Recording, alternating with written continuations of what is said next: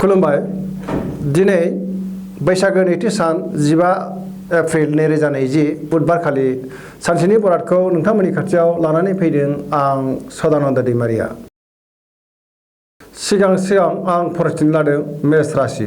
दिनैनि साना मोजां आरो गाज्रिनि गेजेरजों बाबेनलांगोन। गोसोखौ गुलाय गुजाय मोनगोन, देहाखौ लोरबां मोनगोन, समाजाव मान मोनगोन, गोसोनि साननायफोरा जाफुंगोन। अब्लाबो गोरोन्थि साननाय फैगोन। गुबुननि गोसोखौ बोनो हागोन, मावनो लानाय खामानिखौ मावफुंनो हागोन। रांखावरिनि आंखाल जानाय नङा, फालांगियाव मोजां, नखराव बिसि फिसायनि गेजेराव अनलायनाय फैगोन। वृष राशि। दिनैनि साना जोबोर मोजां, गोसोखौ जोबोर गोजोननाय मोनगोन, समाजाव मान मोनगोन, नखराव बिसि फिसायनि गेजेराव अनलायनाय फैगोन।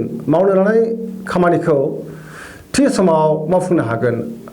रांखावरिनि आंखाल जानाय नङा, सेंग्रा सिख्लाफोरा मोजां खौरां मोनगोन, गुबुननि गोसोखौ बोनो हागोन, देहाया मोजाङै थागोन। मिथुन राशि। दिनैनि साना जोबोर मोजां, गोसोखौ जोबोर गोजोननाय मोनगोन, मावनो लानाय खामानिखौ थि समाव मावफुंनो हागोन, समाजाव मान मोनगोन, रांखावरिनि आंखाल जानाय नङा, देहाया मोजाङै थागोन। फरायसाफोरा मोजां फिथाइ मोनगोन, नखराव बिसि फिसायनि गेजेराव अनलायनाय फैगोन। बिमा बिफानि बोर मोनगोन, फालांगियाव मोजां मुलाम्फा मोनगोन, जानाय लोंनायाव सांग्रां जानाया गाहाम। सेंग्रा सिख्लाफ्रा गावबा गावनि साननायफोरखौ दिनै फोरमायलायनो खाबु मोनगोन। कर्कट राशि। दिनैनि साना जोबोर मोजां, देहाया मोजाङै थागोन, रांखावरिनि आंखाल जानाय नङा, फालांगियाव जोबोर मोजां मुलाम्फा मोननो हागोन, गोसोखौ जोबोर गोजोननाय मोनगोन, गुबुननि गोसोखौ बोनो हागोन, मावनो लानाय खामानिखौ थि समाव मावफुंनो हागोन, समाजाव मान मोनगोन, गुबुननि अनसायनाय मोनगोन, नखराव बिसि फिसायनि गेजेराव अनलायनाय फैगोन, बिदा फंबायजों मोजां सोमोन्दो लाखिनो हागोन। सिंह राशि।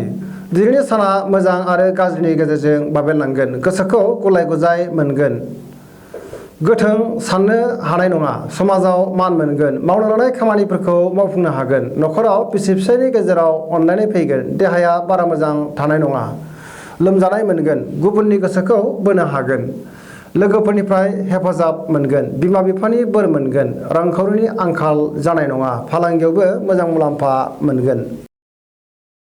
कन्या राशि।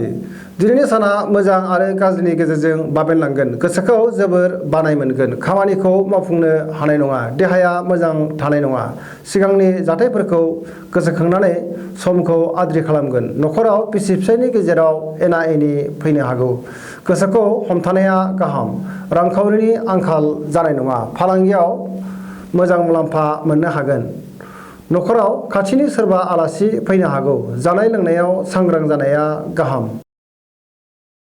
तुला राशि।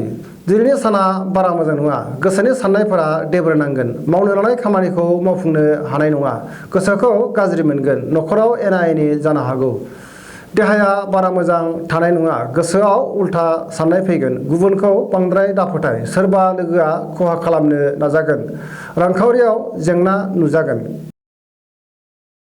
वृश्चिक राशि। दिनैनि साना जोबोर मोजां, गोसोखौ जोबोर गोजोननाय मोनगोन, मावनो लानाय खामानिखौ थि समाव मावफुंनो हागोन, समाजाव मान मोनगोन, रांखावरिनि आंखाल जानाय नङा, देहाया मोजाङै थागोन।